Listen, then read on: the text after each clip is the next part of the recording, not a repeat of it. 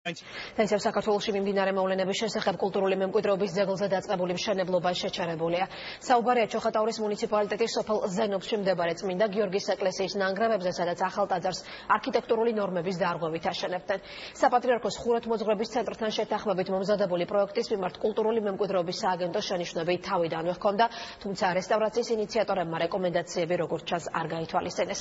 ურთიერთბრალდებები ნახეთ თეა აფსარიძის რეპორტაჟში. სოფელ ზენობაში წმინდა გიორგის ეკლესიის აღდგენითი სამუშაოები შეჩერებულია. გადაწყვეტილება კულტურული მემკვიდრეობის ძეგლის დათვალიერების შემდეგ სააგენტოს დირექტორმა ნიკა ანთიძემ ადგილზე მიიღო. უწყებაში აცხადებენ, რომ პროექტში სააგენტომ არაერთი ხარვეზი აღმოაჩინა და მათ გამოსწორებამდე სამუშაოების დაწყებაზე უარი განაცხადა.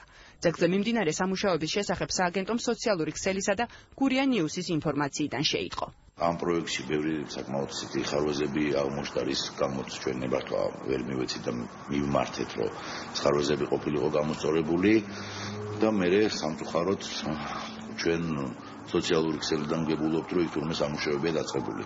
რაზეც შესაბამისი რეაგირება მოყვა, ინსპექცია იყო ადგილზე ჩასული, გავაჩერეთ თან ის მეთოდოლოგია, როგორც კეთდება, რა თქმა უნდა, ძეგლისთვის მოუღებელია. ნიკოლოზ ანთიძის თქმით, წარმოდგენილი პროექტის ხარვეზების შესახებ ავტორს პაატა ნუცუბიძეს ეცნობა, რომელიც როგორც არქიტექტორი მჭიდროდ თანამშრომლობს საპატრიარქოსთან.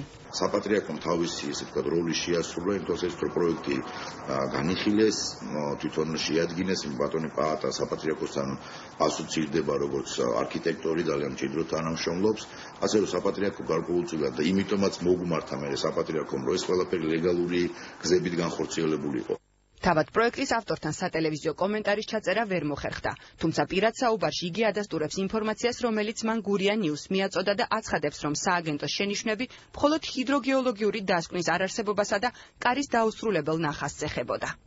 ტექნოლოგიური საკითხები დადებითად გადაწყვიტა როგორც საპატრიარქოს, ასევე კულტურული მემკვიდრეობის საბჭომ. ერთადერთი შენიშვნა ის იყო, რომ კარის ნახაზები არ იყო დასრულებული. ამას ოფიციალური გზა მიცემული აქვს და არანაირ უკანონობას არ აქვს ადგილი. ხარვეზების გამოსასწორებლად ეროვნულმა სააგენტომ გარკვეული ვადა განსაზღვრა. უწყებაში აცხადებენ, რომ იმ შემთხვევაში თუ პროექტის ავტორები არ დაემორჩილებიან გაფრთხილებას, გატარდება საჯარიმო სანქციები. პირველ რიგში აუცილებლად სამართალდამცავთა კოდექსის გათვალისწინებული ქმედება იქნება და ჯარიმა იქნება და გარდა ამისა უფლებამოსილი ვართ, რომ სისხლისამართლებრივი დევნის საკითხიც დაიწყოს. სპეციალისტების განცხადებით, მშენებლობის განახლებამდე დადგენას საჭიროებს ტაძრის თარიღიც.